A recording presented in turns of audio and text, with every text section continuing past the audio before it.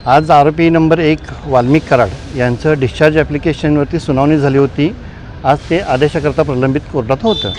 आज मेहरबान कोर्टाने त्याच्यावरती आदेश पारित केलेला आहे, तो अर्ज नामंजूर केलेला आहे। आता त्याच्यावरती आम्ही वरिष्ठ न्यायालयात दाद मागण्याची विचार करतो आहे।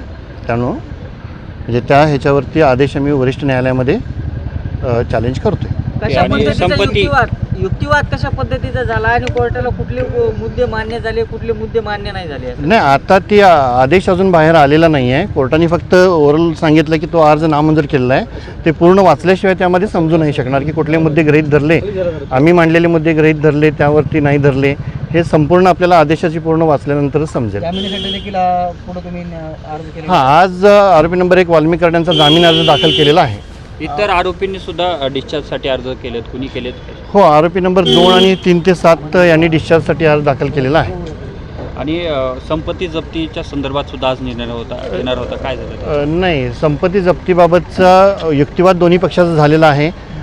त्यांनी संपत्ती जप्तीकरता अर्ज दाखल केलेला होता आणि आम्ही जे काही खाती गोठवलेले आहेत त्याच्यावरती निर्बंध उठवण्याकरता अर्ज दाखल केला होता। दोन्हीवरती सुनावणी पूर्ण झालेली आहे, पण न्यायालय पुढील तारखेला आदेश होईल असं म्हटलं। पुढील सुनावणी 4 ऑगस्ट रोजी होणार आहे, परंतु तत्पूर्वी तुम्ही उच्च न्यायालयावर दाद मागणार आहे? हो, आता त्याच्या कागदपत्रांच्या सहीशिकाच्या नकला मिळाल्यानंतर आम्ही त्याबाबत वरिष्ठ न्यायालयामध्ये जाऊ। चार्ज फ्रेम संदर्भात युक्तिवाद झाला का? अजून चार्ज फ्रेम संदर्भात युक्तिवाद झालेला नाही आहे। अर्ज दिला हां, ड्राफ्ट चार्ज पण कसं इतर आरोपींचा डिस्चार्ज अर्ज आल्यामुळे ड्राफ्ट चार्ज पण काही घेतलेलं रेकॉर्डवरती आलेला नाही आहे।